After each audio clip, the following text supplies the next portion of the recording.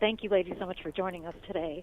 I'm going to start with Shannon. Can you tell us about your diagnosis and how were you able to manage it playing at such a high level? It was very difficult. I was diagnosed with lupus in 2008. I was a professional athlete since 2001, and my first symptoms that I felt were in 2002.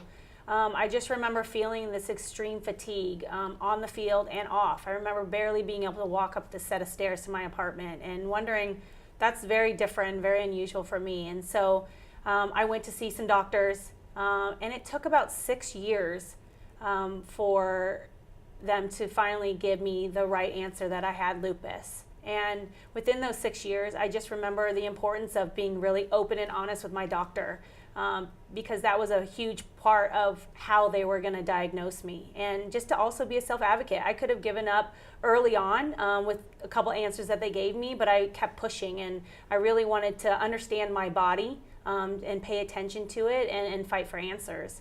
Mm-hmm. And in that whole period of time, I also was playing at an elite level, and I had bad days. And that's the thing with lupus, is that it's so unpredictable. You don't know when those flares are going to happen. And I had flares of fatigue, joint pain, and a lot of times I was playing through some of that, and other times I was having to take days off. But through that whole thing, I also learned that once I became public with this, I kept it quiet for so many years.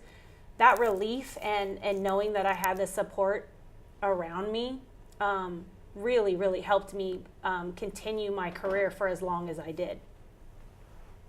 Well, thank you for sharing that. And why do you think people are afraid to come out and be open about this? This is for the doctor or for you, Shannon. Why do you think that there's a shame-based?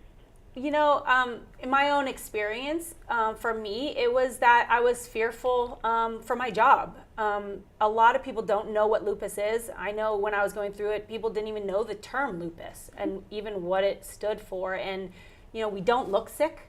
Mm-hmm. And I think that's a big thing, too, for people in the workforce is you're tired, you're exhausted, you have these pains that no one can see, organ issues, and no one can see those things. And it's very fearful to come out and talk about it when a lot of those people don't understand. And I think that's why I've been such a big advocate to bring awareness to it. Yeah. And that's why we're so excited that Shannon gave us the opportunity to partner with us at GSK to be able to raise awareness and be able to put it out there and have it more as a conversation topic. And doctor, why is this so hard to diagnose? Why did it take her 5 years to find someone to be like, you have lupus? Yes. Why? So it's a very complicated disease. It's a chronic autoimmune disease that can basically affect any organ. So symptoms are sometimes not very specific. Shannon mentioned a few: fatigue, joint pain. Patients can have rashes, hair loss. So all of the symptoms by themselves could represent other diseases or can mimic other diseases. So it's very, very important to have that conversation with your physician to be able to put all those symptoms together and hopefully get to that diagnosis. In addition, there's no specific blood test, so you have to have a high degree of suspicion to think about it as a physician, and it's good for patients to be advocates of themselves and bring all that information to the physician so we're able to make the right diagnosis. And which people should be on the lookout for? What are some key elements?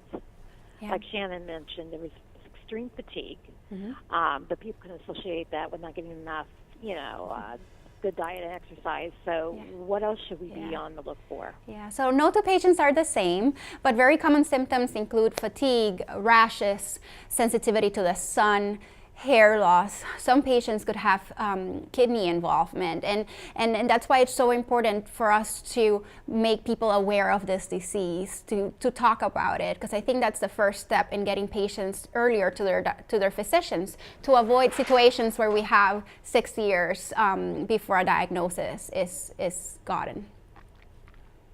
Thank you for sharing that. And Shannon, how has this affected your lifestyle? You finished your career in soccer, so how has it impacted you after, at home? And you know, soccer was a great chapter of my life, and now I'm on to a new chapter. I have 2 beautiful kids, and they keep me super busy. I think more busy than I was as a soccer player. But, you know, they've really made me even more aware of how much I need to take care of myself. Take care of myself first, and then I can take care of them, and I'm going to take care of them way better. And, you know, I, again, have really stayed very open and honest with my doctor. I've come up with plans that really help me to manage my symptoms.